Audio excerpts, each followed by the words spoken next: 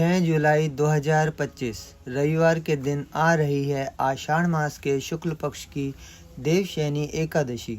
आइए श्रवण करते हैं इसका पुण्य प्रदायक पाप नाशक महात्म्य। देवशयनी एकादशी।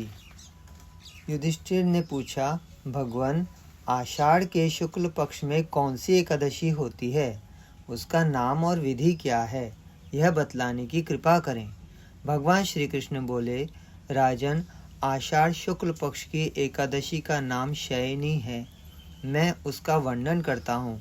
वह महान पुण्यमयी, स्वर्ग और मोक्ष प्रदान करने वाली, सब पापों को हरने वाली तथा उत्तम व्रत है।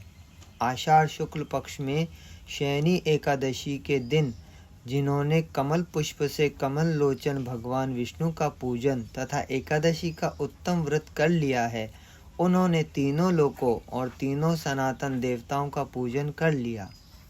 हरि शयनी एकादशी के दिन मेरा एक स्वरूप राजा बलि के यहाँ रहता है और दूसरा क्षीर सागर में शेष नाग की शैया पर तब तक शयन करता है जब तक आगामी कार्तिक की एकादशी नहीं आ जाती।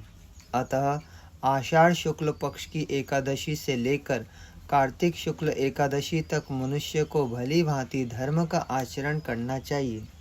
जो मनुष्य इस व्रत का अनुष्ठान करता है वह परम गति को प्राप्त होता है। इस कारण यत्न पूर्वक इस एकादशी का व्रत करना चाहिए। एकादशी की रात में जागरण करके शंख, चक्र और गदा धारण करने वाले भगवान विष्णु की भक्ति पूर्वक पूजा करनी चाहिए। ऐसा करने वाले पुरुष के पुण्य की गणना करने में चतुर्मुख ब्रह्मा जी भी असमर्थ हैं। राजन, जो इस प्रकार भोग और मोक्ष प्रदान करने वाले सर्व पापहारी एकादशी के उत्तम व्रत का पालन करता है, वह जाति का चांडाल होने पर भी संसार में सदा मेरा प्रिय रहने वाला है। जो मनुष्य दीपदान, पलाश के पत्ते पर भोजन और व्रत करते हुए चौमासा व्यतीत करते हैं, वे मेरे प्रिय हैं। चौमासे में भगवान विष्णु सोए रहते हैं, इसलिए मनुष्य को भूमि पर शयन करना चाहिए। सावन में साग, भादों में दही, कुआर में दूध और कार्तिक में दाल का त्याग कर देना चाहिए।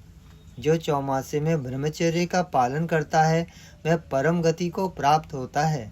राजन, एकादशी के व्रत से ही मनुष्य सब पापों से मुक्त हो जाता है। अतः सदा इसका व्रत करना चाहिए, कभी भूलना नहीं चाहिए।